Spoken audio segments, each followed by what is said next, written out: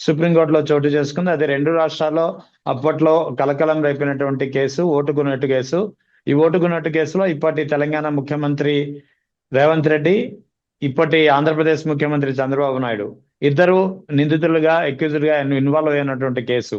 ఈ కేసులో ఇప్పటి వరకు జరిగినటువంటి విచారణని రద్దు చేస్తూ ఇప్పుడు తిరిగి మొదటి నుంచి విచారణ ప్రారంభించాలి. ఎందుకంటే గతంలో విచారణ విన్నటువంటి జడ్జి రిటైర్ అయిపోయారు కాబట్టి అని ఇవాళ supreme court chief justice Suryakant, justice Joymalya Bagchi, justice V Mohana త్రిసభ్య ధర్మాసనం తీర్పిచ్చింది. సో ఎలా చూడాలి ఈ పరిణామాన్ని? ప్లస్ ఈ కేసులో కూడా ప్రధానమైనటువంటి న్యాయవాదిగా సిద్ధార్థ లూథ్రా వ్యవహరిస్తున్నారు, ఎవరైతే ఏపీ స్కిల్ డెవలప్మెంట్ కేసుతో చంద్రబాబు తరపున వాదించి తెరపైకి వచ్చారు. చిన్న కరెక్షన్ అండి, దీంట్లో చంద్రబాబు నాయుడు గారు ముద్దాయి కాదు. Okay, right. సక్సెస్ఫుల్ గా ఆయన ఆ కేసు నుంచి బయటపడ్డాడు. అప్పటికి తర్వాత అప్పుడు ఆయన ఉన్నారంటున్నాను నేను, ఇప్పుడు కాదు. అప్పుడే అప్పుడు కూడా ఏసీబీ వాళ్ళు అప్పుడు కూడా ఆయన ముద్దాయిగా చేర్చలేదు. ఆళ్ళ రామకృష్ణ ఏదో ఫైట్ చేస్తున్నాడు, నడుస్తా ఉంది, అది వేరే. దీంట్లో గౌరవ ముఖ్యమంత్రి రేవంత్ రెడ్డి గారు వాదన ఏమంటే, మేము ఎలక్షన్ పర్పస్ లంచం ఇస్తున్నాము, అవును, ద పీపుల్స్ రిప్రజెంటేటివ్ యాక్ట్ ప్రకారం లంచం ఇవ్వడము, లంచం తీసుకోవడం అనేది ఒక నేరం, ఓకేనా? కాబట్టి ఆ యాక్ట్ ప్రకారం మా కేసు విచారణ చేయాలి, కానీ anti corruption bureau prevention of corruption act, PC act కింద రాదు అనేది వాళ్ళు వేసిన పిటిషన్. ఎవరు? వీరయ్య గారు, గౌరవ ముఖ్యమంత్రి రేవంత్ రెడ్డి గారు, తెలంగాణ ముఖ్యమంత్రి. ఈ కేసులో వాళ్ళు అంటే ఇప్పటి వరకు ధర్మాసనంలో ఒక జడ్జి రిటైర్ అయిపోయినాడు కాబట్టి కొత్త జడ్జి వచ్చి ఉంటాడు, ఆయనకు అర్థం కాదు కాబట్టి మళ్ళీ మొదటి నుండి వాదనలు వింటామనేది నిన్న ఇచ్చిన ఆర్డర్ సారాంశం అనేది నాకు అర్థమైంది. అవును. ఇంకా సిద్ధార్థ లూథ్రా గారు అంటే మరి దీంట్లో ఏదైనా చిన్నగా మిస్ కమ్యూనికేషన్, ఏదైనా చిన్న పొరపాటు జరిగినా కానీ ఆయన ఎవరు కంప్లైంట్ ఉన్నాడు కదా, ఆయన పేరు ఏం పేరు? స్టీఫెన్సన్. అప్పుడు ఎమ్మెల్సీ ఎవరికైతే 50 లక్షలు క్యాష్ ఇచ్చారో ఆయనతో పాటు ఆయనతో గౌరవ ముఖ్యమంత్రి చంద్రబాబు నాయుడు గారు కూడా ఫోన్ లో మాట్లాడిన వాయిస్ అంతా ఉంది కదా. అవును. ఇంతవరకు గౌరవ ముఖ్యమంత్రి చంద్రబాబు నాయుడు గారు ఆ వాయిస్ నాది కాదు అని చెప్పలేదు.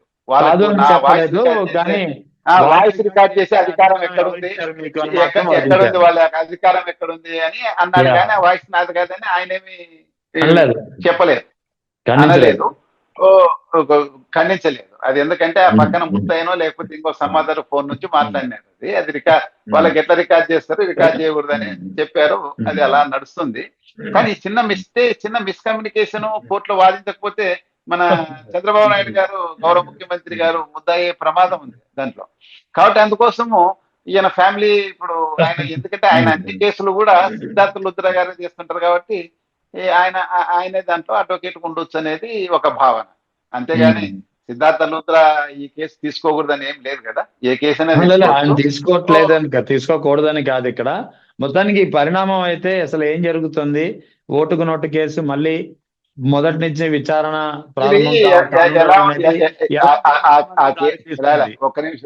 ఒక్క నిమిషం ఎందుకు గౌరవ ముఖ్యమంత్రి రేవంత్ రెడ్డి గారు ప్రివెన్షన్ ఆఫ్ కరప్షన్ యాక్ట్ కింద కాకుండా ఈ పీపుల్స్ రిప్రజెంటేటివ్ యాక్ట్ కింద, అంటే పీపుల్స్ రిప్రజెంటేటివ్ యాక్ట్ కింద ఉన్న సెక్షన్స్ కు చాలా మీగర్ పనిష్మెంట్ ఉంది. అవి నాన్ కాగ్నిబుల్ కేసెస్. అంటే కోర్టు పర్మిషన్ లేకుండా నువ్వు ఇన్వెస్టిగేట్ చేసేకి లేదు అవి, ఓకే. అది కానీ పీసీ యాక్ట్ అయితే పనిష్మెంట్ 2 years పైన ఉంటుంది. ఒకవేళ ఈ కేసులో ఏమైంది?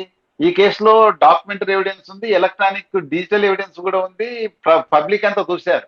అది కాదని చెప్పనీకి కాదు, 50 లక్షలు ఇస్తున్నారు, అంత రికార్డ్ చేశారు, ముందే ప్లాన్ చేసి మొత్తం నీట్ గా చేశారు. అటువంటిప్పుడు దీంట్లో ఖచ్చితంగా కన్విక్షన్ వస్తుంది, ముద్దాయిలైన వాళ్ళు కన్విక్షన్ వస్తుంది.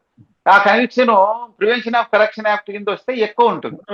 ఎక్కువ ఉంటే ఆయన పొలిటికల్ లైఫ్ కు హిండ్రెన్స్ అవుతుంది, ఆయన అనర్హుడు కూడా అవుతాడు ఇమ్మీడియట్.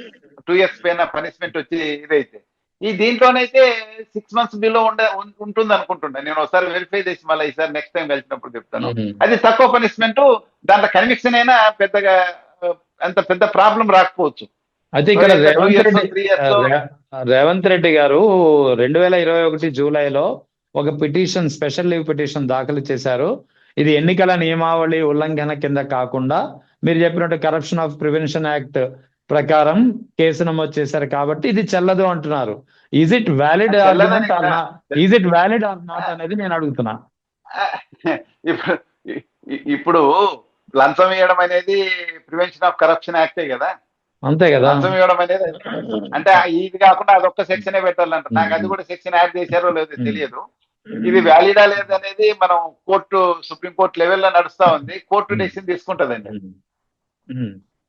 అంటే దీంట్లో ఈయన పిటిషన్ ఏమి డిస్మిస్ చేయలే. అదే పిటిషన్ లో ఆర్గ్యుమెంట్స్ మళ్ళీ ఒకసారి టోటల్ గా ఫస్ట్ నుంచి రైట్ ఫ్రమ్ 0 పాయింట్ ఇంతేమన్నాడు అంతే.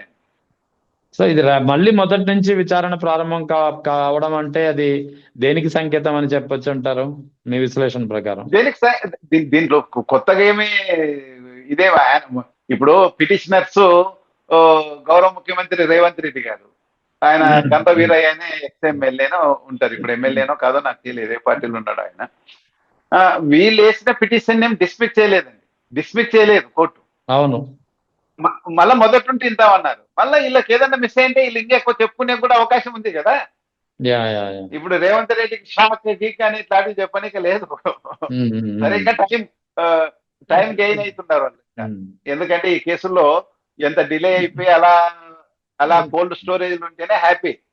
బయటకు వచ్చేసి ఫాస్ట్ గా ట్రయల్ జరిగితే పొలిటీషియన్స్ చాలా ఇబ్బంది అవుతుంది. అంతే అంతే. అందులో ఆయన సీఎం గా ఉన్నారు. సడన్ గా ఏదన్నా ఒకటి జరిగితే మరి ఆయన టెన్యూర్ కి ఇబ్బంది వస్తుంది కదా. కాబట్టి అది ఇంకా రేవంత్ రెడ్డి గారికి మంచి జరుగుతుంది అని చెప్తున్నా, మేలే జరుగుతుంది. మళ్ళీ 3 ఏళ్ల పాటు ఉంటారు, అంత లోపల ఆయన టెన్యూర్ కూడా అయిపోతుంది.